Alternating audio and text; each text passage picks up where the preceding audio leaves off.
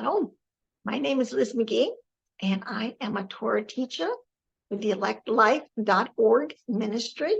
And I'm going to be starting a new class in September. Good time to always go back to school on the keys to the kingdom.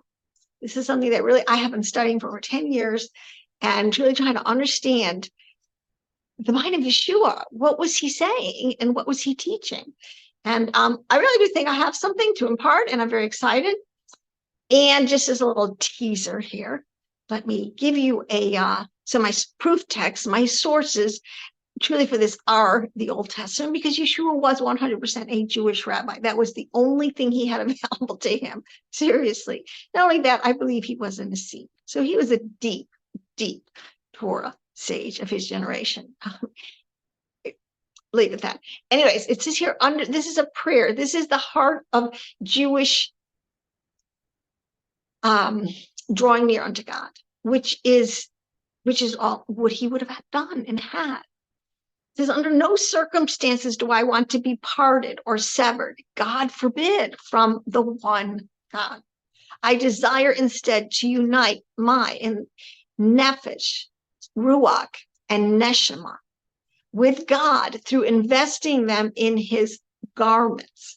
Namely, now here we go. I want to say we've had some enigmatic language there. Nefesh, ruach, and neshama are the Hebrew words for what we would, which would translate in our modern Christian vernacular as body, soul, and spirit. And it's talking about, it's nothing new under the sun. Remember, so this concept of the tri nature of the human being, having the body, the soul, and the neshama spirit. But I do want to say it's akin to our actions, right? Our speech comes from our soul. Our praising God comes from this level called our soul, our heart. Our spirit is akin to our thought life. I'm giving the Hebrew translation, so it's not spirit like some kind of nebulous cloud up there. It's talking about God who is spirit. Right? That's what it said. So in his thoughts, thinking on his high level. So we definitely have this body. No problem with that. We definitely, and this is the whole point, the Torah would call it the soul. Today, we would call it our whole psychological level. And, modern psychology understands this is a real dimension, our emotions, our memories, what triggers us, there is a lot to the human personality. And then we have the spirit, which again, like I said, is thought, is our intellect, is what we think to be true. And really ultimately brought up to the light of what really is true.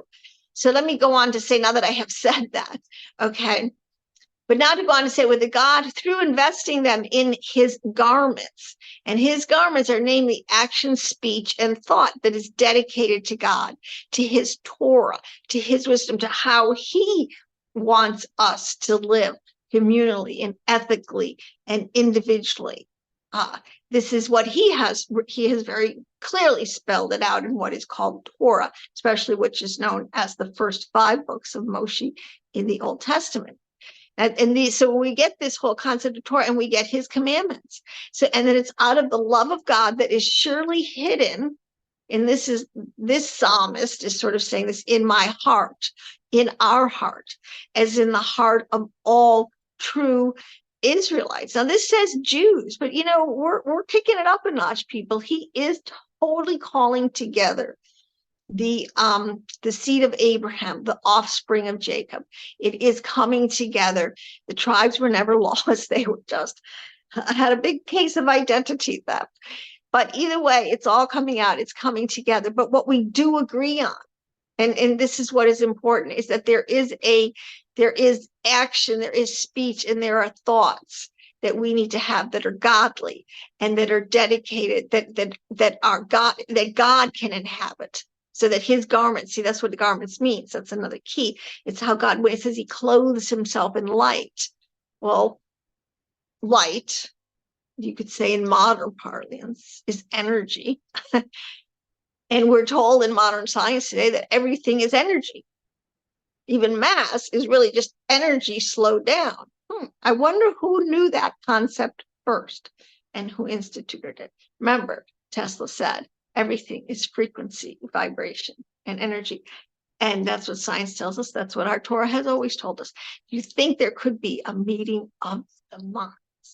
And I think there is. So anyways, come into this class on the keys. There's, as a Christian for 45 years, I truly do understand that there was so much I didn't know about the word. And it's time. This is what the Ruach is pouring out.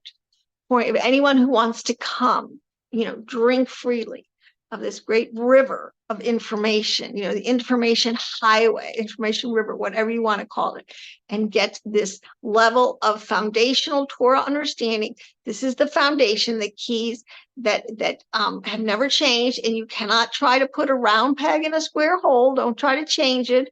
If you want truth, if that's what you want, then that's where you have to go to find it. So on that note, I'll see you in class, and let's take this journey together. It's going to be extremely exciting and life-changing. See you in class. Shalom, shalom.